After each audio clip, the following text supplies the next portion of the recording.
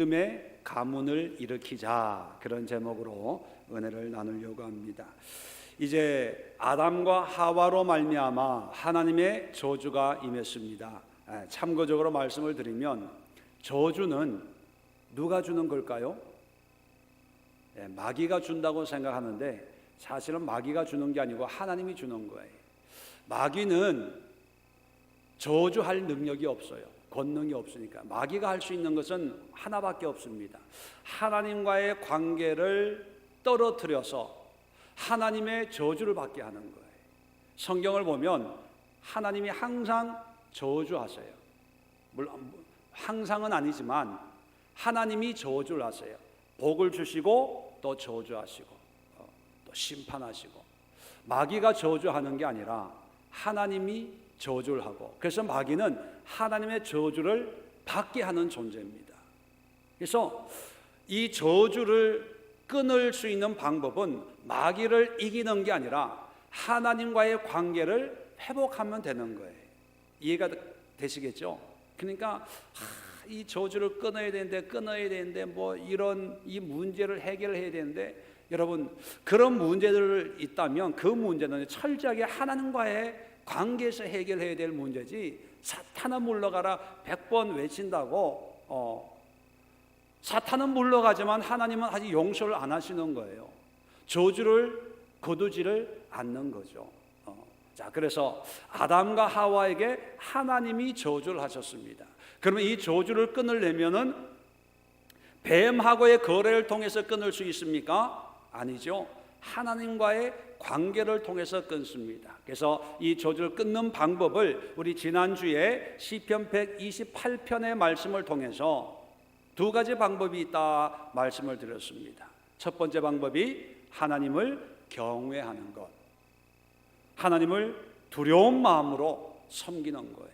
그리고 두 번째는 그의 길을 걷는 거예요.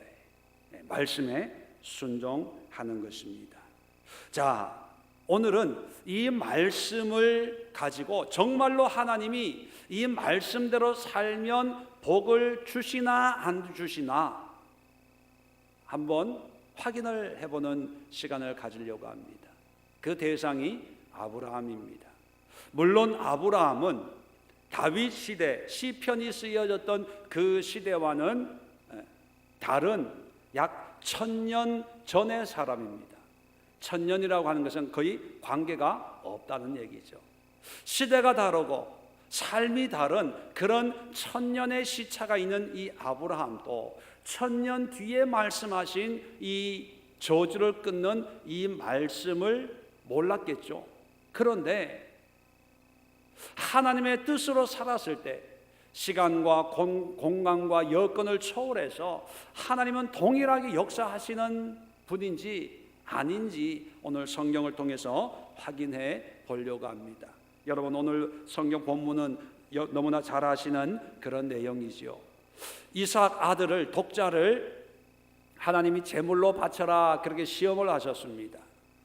그런데 아브라함은 하나님의 명령에 한마디도 불평하지 않고 아이를 데리고 산에 올라가서 이삭을 번제로 드리려고 했습니다. 자, 그럴 때 하나님께서 나타나셔서 이제 그만 멈춰라, 그렇게 하시면서 아브라함을 축복을 하시면서 12절 끝에 내가 이제야 내가 하나님을 경외하는 줄을 아노라, 경외라는 말이 나오죠. 시편 128편 1절에도 하나님을 경외하며, 자, 아브라함도 하나님을 경외하는 마음으로 순종을 했습니다. 자, 그랬을 때, 자, 14절부터 오늘 본문이죠. 아브라함이 그 땅 이름을 여호와 이레라 하였으므로 오늘까지 사람들이 이르기를 여호와의 산에서 준비되리라 하더라. 자, 여기 우리가 잘 아는 말이 나옵니다. 여호와 이레. 이 여호와 이레는 하나님의 이름입니까?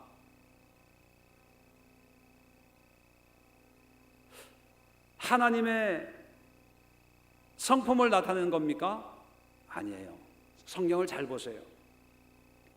그 땅 이름을 여호와 이레라. 그러면 그 여호와 이레라고 하는 것은 뭐의 이름입니까? 땅의 이름이에요. 땅의 이름. 이 땅의 이름인데 여호와 이레는 구체적으로 어디 땅을 얘기하는 거예요? 모리아 산이잖아요. 그러니까 모리아 산이 여호와 이레예요. 그러면서 이제 오늘날까지 사람들이 이르기를 여호와의 산에서 준비되리라 하더라. 자, 그 전까지는 그냥 모리아 산입니다. 많은 산들 가운데 하나의 산이에요. 그런데 하나님을 경외하고 하나님의 뜻에 순종했더니만 그 땅이 달라져요. 어떤 땅으로요? 여호와의 산이 되고, 여호와의 산이 됨으로 말미암아 여호와 이레가 되는 거예요. 여호와 이레의 의미는 여러분 잘 아실 거예요. 오늘 성경에도 나와 있지만 하나님이 준비하신다, 그런 뜻입니다. 자, 아담이 범죄해서 그 결과로 뭐가 저주를 받습니까? 땅이 저주를 받아요. 엉겅퀴를 내요. 가시덤불을 내요. 자, 이 모리아 산도 그 전까지는 아마 황량한 산이었고 가시덤불을 내고 엉겅퀴를 내는 그런 일반적인 산으로서 하나님의 저주 가운데 있던 그런 한 산이었을 겁니다. 그런데 어느 날 뜬금없이 듣도 보도 못한 아브라함이라고 하는 사람이 그냥 와가지고 거기에 이삭을 제사를 지내려고 하는 거예요. 이 모리아 산 입장에서는 오라고 한 적도 없고 도와달라고 한 적도 없고 나의 이 하나님의 조절을 끊어달라고 부탁도 안 했는데 그냥 아브라함이 하나님의 뜻에 순종해서 경외함으로 아들을 드리려고 했는데, 그러면 정작 복은 누가 받아야 되는 거예요? 아브라함이 받아야 되잖아요. 왜? 아브라함이 순종했으니까. 아브라함이 받고 이삭이 받아야 되는데, 그런데 오늘 성경을 보니까 물론 아브라함도 복을 받아요. 아브라함이 복을 받음으로 말미암아 보너스로 누가 또 복을 받아요? 땅이 복을 받아요. 땅이, 모리아 산이 복을 받아가지고 여호와 이레의 산이 되는 거예요. 자, 더 놀라운 것은요, 이 여호와 이레의 산이 나중에 여기에 뭐가 하나 세워집니다. 뭐가 세워집니까? 성전이 세워져요. 이 모리아 산이 지금 예루살렘 성이에요. 성전이 있는, 솔로몬이 지은 그 성전이 바로 이 모리아 산에, 이 땅에, 이 제단에 세워진 거예요. 그리고 그 성전을 누구의 집이 됩니까? 하나님의 집이 돼요. 그리고 지금까지 유대인들에게는 거룩한 산이라고 불려주고 있습니다. 그리고 더 놀라운 것은 이 땅이 모리아 산이요 여호와 이레이기 때문에 이제 많은 사람들이 자기의 부족을, 결핍된 자기의 삶을, 하나님의 채워주심을, 하나님의 준비하심을, 그 은혜를 누리기 위해서 어디로 가면 될까요? 모리아 산에 오는 거예요. 성전에, 그래서 성전에 예배를 드리는 거예요. 성전에서 하나님의 은혜를 구하는 거예요. 왜요? 이 땅이 여호와 이레의 땅이니까. 그러니까 아브라함은 2000년대의 사람이거든요. 그런데 성전은 천년경에 세워졌습니다.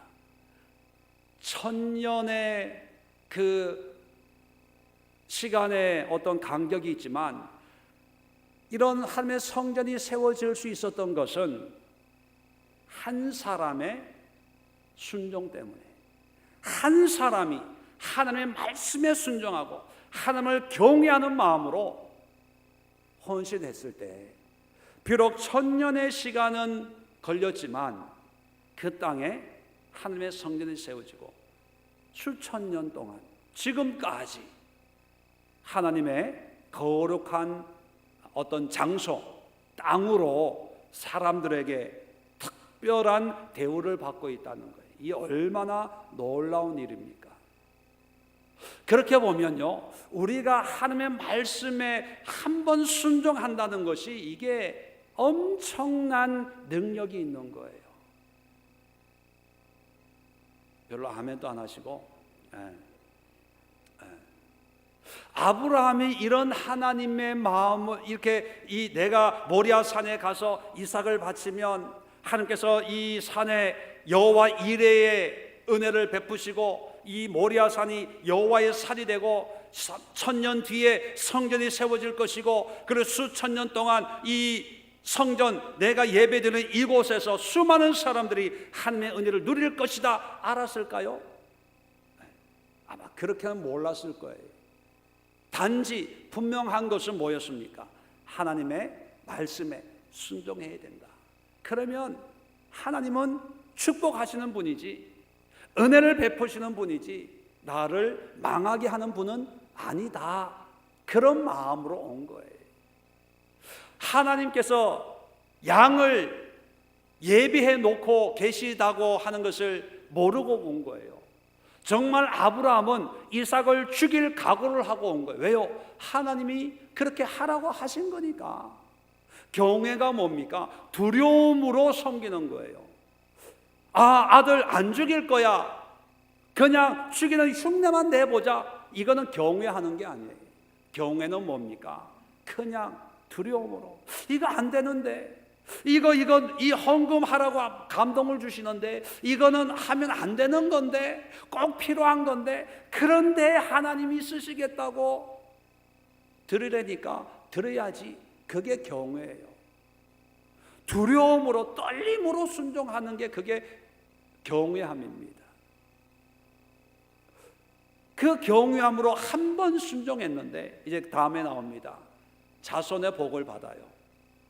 그런데 더 의미 있는 것은 뭐냐면, 아담이 범죄함으로 아담에게 너로 말미암아 땅이 엉겅퀴를 내고 저주를 받으리라 했던 그 저주가 이 아브라함의 헌신, 수고, 순종으로 그 저주가 다 끊어지고 여호와 이레가 되는 거예요. 자, 이것만 분명히 깨닫는다면 여러분, 왜 순종을 안 합니까? 왜 이 저주를 안 끊으세요? 말씀드린 것처럼 이 저주는요, 마귀가 준 게 아니에요. 그건 우리의 오해입니다. 오해. 하나님이 왜 심판합니까? 왜 판단하고 왜 저주합니까? 하나님의 뜻에 순종하지 않으니까 저주하는 거예요. 그럼 이 저주를 끊으려면 마귀를 물리치는 것이 아니고요, 하나님 앞에 와서 하나님을 경외함으로 섬기면 그 저주가 끊어져요. 아마 아브라함은 하나님의 은혜를 깨닫고 여호와 이레, 여호와의 산이다 이렇게 불렀습니다. 그런데 물론 아브라함에게 많은 은혜를 베풀었지요. 그런데 그 자기가 제사 지냈던 그 땅에 정말로 가시적으로 모든 사람들이 인정하고 모든 사람들이 수긍할 수 있는 하나님의 성전이 세워지기까지는 몇 년 걸렸다고요? 1000년 걸렸어요. 그러니까 1000년 동안은 눈에 보이는 게 없어요. 여전히 모리아 산이에요. 여전히 풀 한 폭이 없는 그런 산이었을 거예요. 여전히 가시덩불, 그런 잡초만 무성한 그런 산이었을 거예요. 보이지 않아요. 자, 그랬을 때 보통 사람들은 어떤 느낌을 받습니까? 아이고, 하나님이 다 준비해 준다고 그래도 소용없네? 똑같네? 달라지는 게 없네? 그래서 좀 더 확장하면 어떻게 생각합니까? 은혜 받아도 소용이 없어. 또 그때는 내가 하나님의 음성을 착각했나 봐. 잠깐 감동받았는데 그냥 내 감정으로 내가 너무 사모하다 보니까 그런 느낌이 들었나 봐. 이 미혹이 포장을 해가지고 하나님의 은혜를 가리려고 합니다. 그죠? 그게 일반적이잖아요. 그런데 하나님은요, 반드시 수고한 대로 하나님을 경외하며 그 길을 걷는 자에게 반드시 복의 복을 허락하시는 하나님이라는 걸 우리가 확인해 볼 수 있잖아요. 그렇다면 여러분, 믿음의 가정을 세우는 것도 중요하지만 우리 인생의 땅을 변화시킬 수 있는 비결이 뭡니까? 하나님을 경외하는 거예요. 그래서 이 땅의 문제나 가정의 문제는 같이 갑니다. 아담과 하와 이 가정에 하나님이 땅을 저주해서 수고해야 돼요. 애를 써야 돼요. 땀을 흘려 먹고 살아요. 뭡니까? 사업, 먹고 사는 문제도 가정의 문제와 결부되어 있어요.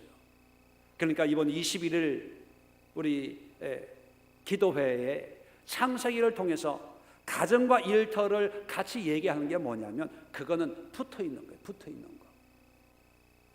하나님과의 관계에서 가장이 주님을 경외하고 하나님의 말씀에 순종하면 살아가는 그 땅이 달라진다니까요. 터가 달라져요. 하나님의 준비하심을 경험할 수 있고, 이제 이 사업은, 이 삶은 내 것이 아니라 하나님의 것이 되는 거예요. 여호와의 산, 그렇게 표현하고 있는 것처럼 하나님의 것으로 삼은, 하나님이 주관하시는 그런 은혜를 누릴 수가 있다는 겁니다. 그렇다면 우리가 해야 될 이 땅의 저주를 풀 수 있는 유일한 방법은 뭡니까? 하나님 앞에 철저하게 경외함으로 순종하는 거예요. 그런데 우리는 순종을 하는데 어떤 순종을 하냐 하면 경외함이 없어요. 경외함이 없는 순종이란 어떤 순종이냐? 내가 할 수 있는 거는 하고, 내가 이해되는 거는 하고, 할 만한 건 하고, 어떤 이유가 되는 그런 문제는 하고, 그렇지 않은 건 안 해요. 그러니까 할 수 있는 걸 하기 때문에 경외함이 없는 거예요. 두려워하지를 않는 거예요. 두려움 대신에 뭘 합니까? 내가 이 정도 했으니까 하나님이 어떻게 하시는가 보자, 그런 마음이에요. 하나님이 은혜를 주시나 안 주시나 기다려보자. 그것은 순종이지만 경외함이 아닙니다. 경외함은요, 내 생각과 뜻을 다 내려놓고 철저하게 하나님 앞에 순종하는 거예요. 한번 해보세요, 제발. 한번 철저하게 한 번밖에 없는, 여러분, 우리가 순종을 하나 안 하나 어려운 건 마찬가지예요. 우리가 순종 안 한다고 해서 우리가 뭐 대박 나는 거 아니잖아요. 우리가 크게 뭐 큰 소리 치며 살 수 있는 것도 아니잖아요. 순종을 안 해도 그냥 전전긍긍하고 살아요. 그런데 순종을 해도요, 똑같이 어려울 수 있습니다. 똑같이 가난할 수 있어요. 똑같이 재정적으로, 건강적으로, 환경적으로 어려울 수 있어요. 그래도요, 이왕 어려울 거, 이왕 힘들 거, 이왕 괴로울 거, 하나님 앞에 철저하게 순종하고 경외하는 마음으로 순종했을 때, 순종했다는 자부심만이라도 내가 가질 때 위안이 되는 거예요. 그런데 신앙생활하면서 이것도 아니고 저것도 아니고 세상도 아니고 하나님의 말씀으로 사는 것도 아니고 왔다 갔다, 그러니까 하나님 앞에 와도요, 십자가를 봐도 경외함이 없는 거예요. 그리고 세상 나가도 두려움이 없는 거예요. 내 생각대로, 내 판단대로. 그러면서 신앙생활 한대. 이건 아니에요. 하루하루 살아갈 수는 있어도요, 하나님의 그 저주를 끊을 수 없고, 내 대에서 못 끊으면 어디로 갑니까?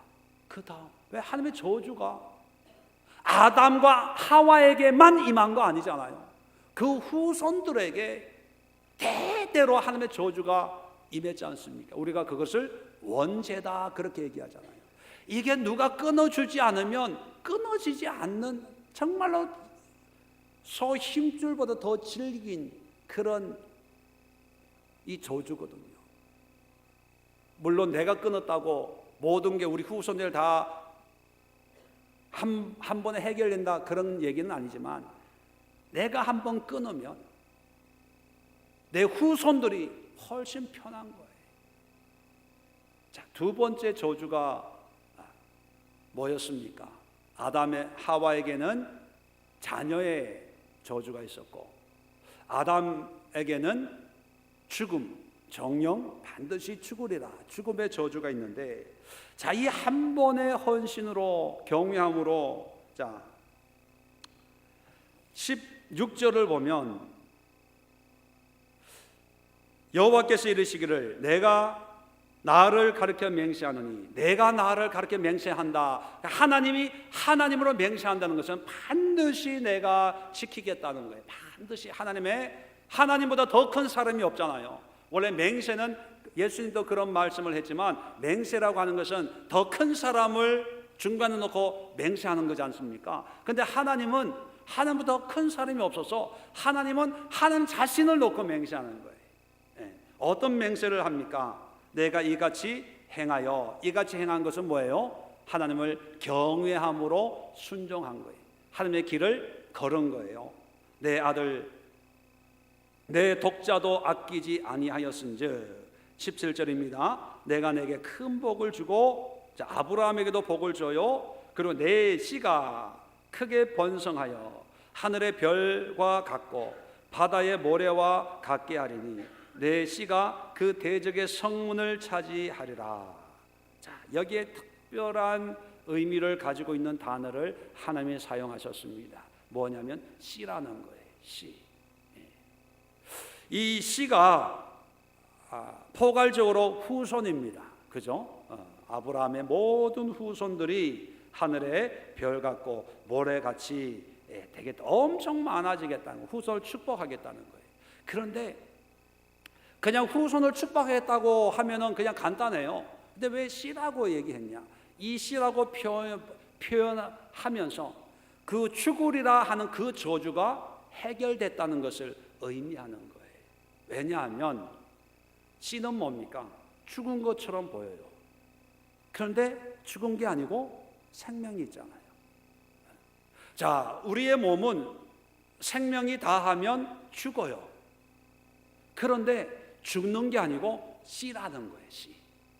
죽은 것처럼 보이지만 죽음으로 해서 또 다른 생명을 잉태하는 거예요.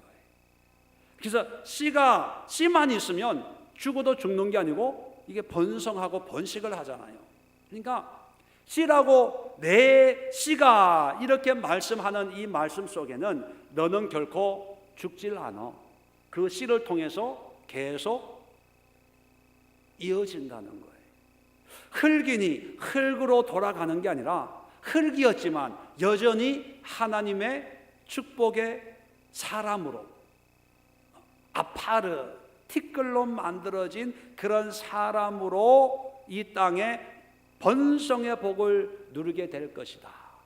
자, 그래서 이 말씀을 통해서요, 하와에게 임한 그 자녀의 저주가 해결이 되고 아담에게 임했던 그 죽음의 저주가 해결되는 거예요. 그래서 아담은 죽어도 죽는 게 아니에요. 왜요? 우리가 창세기를 보면 축복의 가문할 때 이스라엘 사람들도 3대를 얘기하죠. 아브라함과 이삭과 야곱.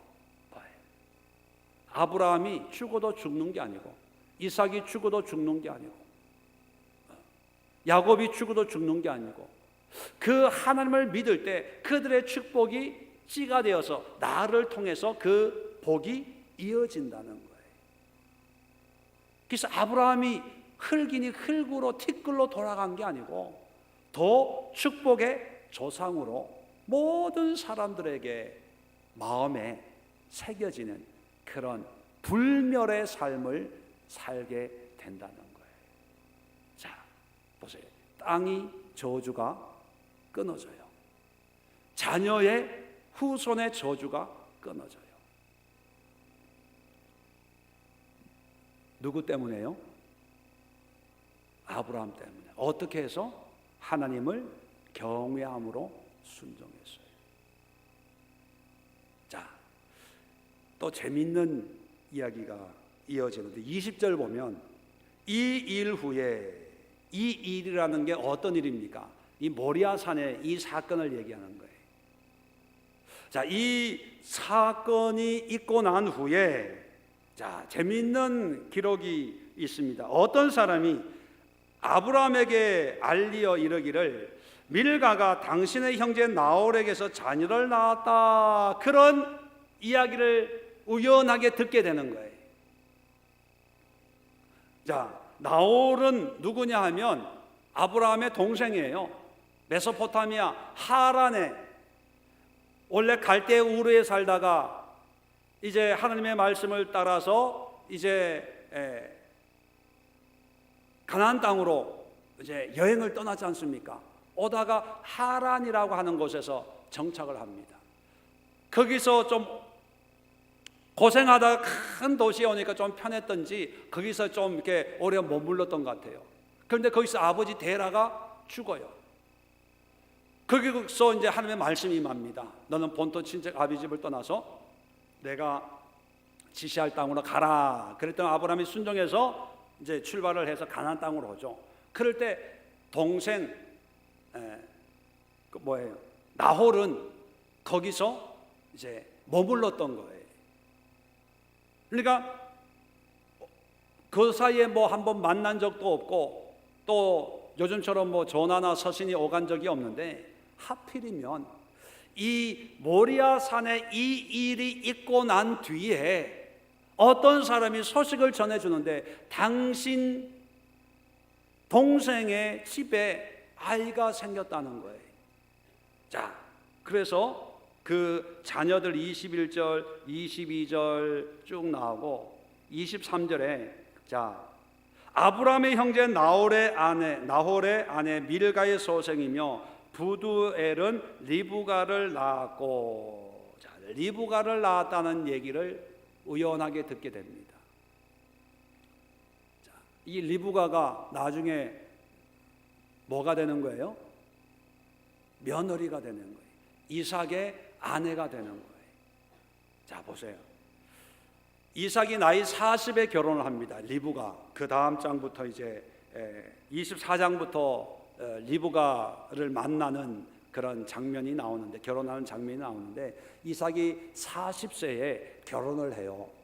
그러면 지금 이삭이 모리아 산에서 몇 살 때에 번제로 들어질 뻔했는지 성경이 기록하고 있지 않아요? 그러면 일반적으로 뭐 10대다, 뭐 20살이라고 가정을 해봅시다. 뭐 성경에 안 나와 있기 때문에 20살에 모리아 산에 사건이 있었거든요.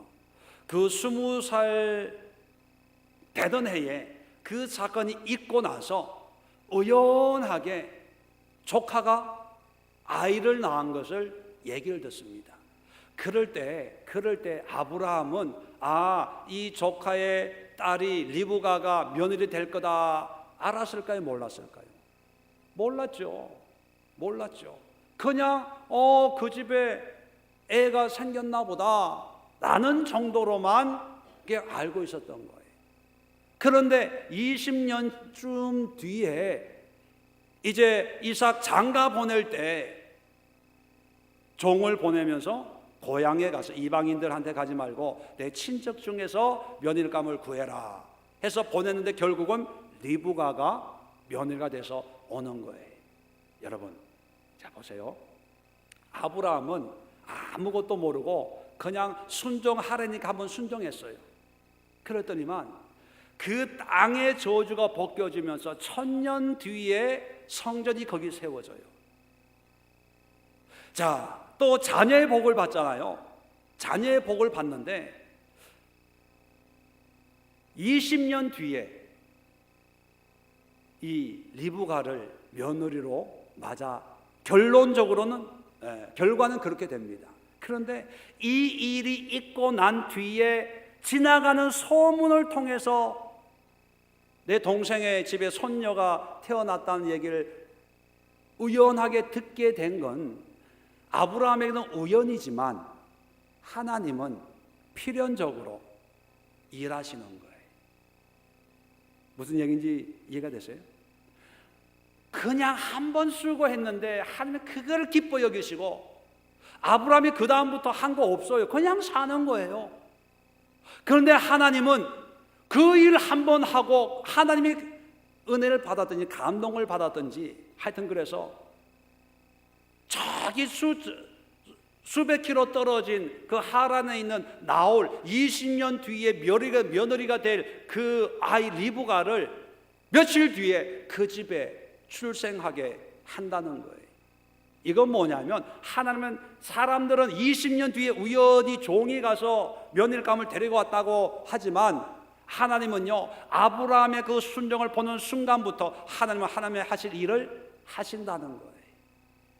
그것이 20년 뒤에 우리에게 보여지는 거예요.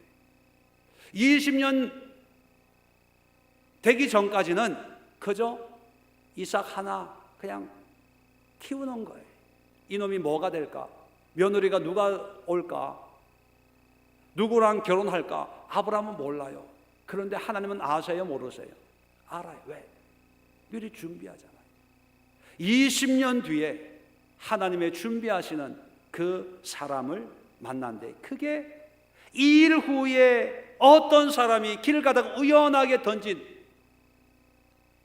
그 여자애였다는 거예요. 그 애기였다는 거예요. 그러니까 하나님의 경륜에는요 모든 철저하게 하나님의 시간 속에서 이루어지고 있어요. 그런데 우리에게는 보입니까? 안 보입니까? 그게 안 보이니까 헌신해도 소용없네, 아깝다, 괜히 내가 해서 뭐 하겠니, 괜히 피곤한데 뭐 굳이 번거롭게 뭐 내 뜻대로 살지 뭐 순종 헌신 해봐도 소용도 없고 눈에 보이는 것도 없고 어떤 분들은 한술 더 떠서 야 괜히 순종했다가 괜히 손해만 보고 괜히 헌금했다, 돈 아깝다, 목사님 헌금한 거 돈 내주세요. 여러분 그게 우리 인생이에요. 그게 죄악 가운데 하나님의 뜻과는 상관없이 사는 우리 인생들의 정말 무지하고 어리석고 아무것도 본인은 안다고 그러지만 정말 하나님에 대해서 아무것도 모르는 무지한 사람들의 모습들 아닙니까? 근데 하나님은 아니 아브라함이 한번 물론 아브라함의 이런 헌신은 보통 사람이 할 수 있는 건 아닙니다. 그런데요 하나님은 그런 아브라함의 그 헌신을 보시고 아니 모리아산이 뭐 대단하다고 그 땅을 바꿔버려요. 그리고 그 경외와 그 순종을 보시고 그 가정을 축복하는데 본인만 축복하는 게 아니라 자녀들까지 축복을 해요. 자녀들까지. 이런 걸 보면 왜 하나님 앞에 순종을 안 하려고 하는지 도저히 정말 세상 말로 남는 장사인데 한 번 아들 한 번 주님 앞에 번제로 드리는 순종을 한 번 해가지고 자손 대대로 복을 누리잖아요. 유대인들에게 있어서 성전의 가치는 뭐 세상 천하를 준다 그래도 바꾸지 않는 그런 보배 중에 보배고 지금까지도. 그리고 유대인의 어떤 그런 피의 전통, 피를 통한 그런 민족의식은 세상의 어떤 나라보다 더 강하지 않습니까? 이게 씨거든, 씨. 이런 복을 아브라함을, 그래서 믿음의 조상 이렇게 아브라함을 이야기를 하는데 이런 은혜를 왜 우리는 누리지 못하냐는 거예요. 아브라함만 이런 은혜를 누릴까요? 아니에요. 왜냐하면 모든 사람이 하나님의 저주 아래에 있거든요. 그러니까 이 저주를 하나님은 끊기를 원하세요. 우리가 이렇게 안 되니까 하나님 예수 그리스도를 통해 십자가로 이 저주를 끊는 것을 모범을 보여주셨어요. 다음 주에도 예수님의 이 저주를 끊는 것을 말씀을 드릴 거예요. 물론 다 아는 얘기입니다. 예수님이 할 수만 있거든 내 뜻대로 뭐 지나가게 하시고, 그런 내 뜻대로 마옵시고 하나님의 뜻대로 하옵소서. 이게 경외예요. 할 수 있어서가 아니라 정말 할 수 없는데도 모리아산의 아브라함과 같은 그런 고백으로 아버지의 뜻대로 하옵소서 했더니만, 한 사람의 불순종으로 죄가 왔지만 한 사람의 순종함으로 모든 저주가 끊어졌다고 성경은 기록하고 있습니다. 여러분, 이게 순종의 능력이에요. 이게 시편 128편 1절에 얘기하고 있는 여호와를 경외하고 그 길을 걷는 자는 복이 있도다. 그러면 이런 삶은 누구 나에게 원하고 누구 나에게 이런 복을 주시기를 원하고 있다는 거예요. 그렇다면 여러분, 이 시간 이제 설교는 끝났고요, 이제 기도하는 시간만 남았습니다. 우리가 뭘 하면 돼요? 하나님을 경외하며 순종하며 하나님의 길을 걸으면 돼요. 그 걸으면 지금 당장은 우리 눈에 보이는 게 없을지 몰라요. 그런데 하나님은 일하신다는 거예요. 하나님은 역사하신다는 거예요. 그것이 어떤 문제는 20년 걸릴 수 있는 문제가 있고요, 그것은 또 어떤 문제는 1000년이 걸리는 문제도 있고요, 어떤 경우에는 5년이 걸려야 그 모습을 볼 수 있는 문제도 있고, 어떤 것은 우리가 살아서 누리지 못하는 것도 있을 수 있어요. 그런데 우리가 하나님의 뜻에 순종하면 죽어도 죽는 게 아니고, 사라져도 사라지는 게 아니라 우리의 그 순종으로 우리의 가정이 회복이 되고, 우리가 사는 이 땅이 회복이 되고, 우리가 살아가는 모든 삶의 터전이 회복이 되는데, 왜 이 회복을, 이 하나님의 주신 저주를 끊으려고 노력하지 않고 어떠한 내 수고로 내 능력으로 내가 허리띠 졸라매고 지금도 하나님을 믿노라 하면서 내 힘으로 열심히 살아서 내가 어떻게 한번 해보려고 애를 쓰는데, 물론 우리가 애써야 될 부분들은 있죠. 또 애를 씀으로 해서 환경이 달라지는 부분은 있습니다. 그런데 무슨 문제를 해결 못합니까? 하나님의 저주를 해결을 못해요. 이건희 회장, 안 믿는 사람들 거부가 얼마나 많습니까? 예수 믿으면 복을 받는 사람이 많을까요? 예수 안 믿고도 복 받은 사람이 많을까요? 안 믿고 복 받은 사람들이 많아요. 예수 믿으면 복 받는다는 말 듣지 마세요. 거짓말이에요. 안 믿고도 복 받은 사람이 얼마나 많은데요, 얼마나. 사우디아라비아의 거부들 예수 믿고 복 받았어요? 알라 믿고 복 받았어요? 알라 믿고 복 받은 사람들이에요. 재산이 몇백 조예요, 몇백 조. 그 사람들은 자가용 비행기 타고 다녀요. 그런 사람들 앞에 우리가 회사 하나, 하나님의 축복해서 회사 하나 연 매출이 얼마고,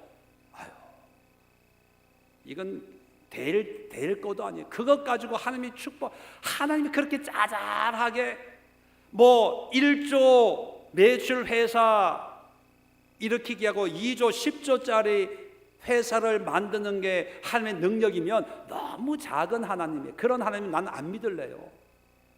시시하게 하나님을 그렇게 작은 하나님을 보지 마시고, 하나님은 우리의 모든 저주를 해결하고 이 땅을 바꿀 수 있는 분이에요. 땅을 바꿀 수 있는 분. 그런 하나님을 우리가 믿어야 되는데, 그러려면요 하나님을 경외해야 돼요. 아멘.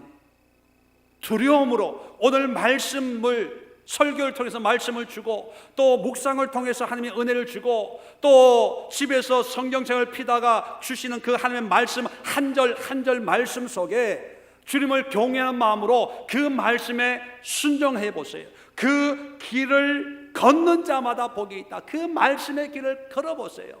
내 눈에 아무 증거 아니 보여도 믿음만을 가지고서 늘 걸으며, 우리가 찬양하지 않습니까? 그러면 그것을 통해서 저주가 끊어지고, 그 저주가 끊어진다는 얘기는 뭡니까? 내가 복을 누리고 우리 자손이 복을 받고 내가 살아가는 환경이 복을 누리게 된다는 거예요. 그러면 된 거 아닙니까? 그러면 된 거 아니에요. 우리가 마귀의 뱀의 머리를 박살을 내버리고, 그죠? 자녀의 문제가 해결이 되고, 땅에 엉겅퀴 가시덤불의 문제가 해결이 되고, 내가 반드시 죽으리라 했던 그 하나님의 말씀이 끝이 나고 씨가 되어서 이 육신의 장막은 벗어버리지만 이 믿음과 이 은혜가 자손 대대로 전파되어서 새로운 생명을 양산하고 배출한다면 된 거 아니에요? 뭐 이 땅에서 부귀영화를 누리고 뭐 이 땅에서 천년만년 살 것처럼 그렇게 살아야 되겠습니까? 그렇게만 되면 오히려 하나님 나라에 주여 이제 나를 데리고 가옵소서 당당히 갈 수가 있잖아요. 왜? 이 땅에 한 사람의 불순종으로 임한 모든 저주를 내가 순종함으로 경외함으로 해결하고 주님 앞에 선다면 그 이상 더 자랑스러운 신앙의 모습이 어디 있겠습니까? 왜 순교자들이 계시록에 보면 하나님 앞에서 찬양을 하고 순교의 피를 흘린 것이 복되다 얘기합니까? 하나님을 경외함으로 순종하여 그 길을 걸었기 때문에, 그래서 순교가 귀한 거지 믿음을 위해서 목숨만 버린다고 그 자체가 귀한 게 아니라는 거예요.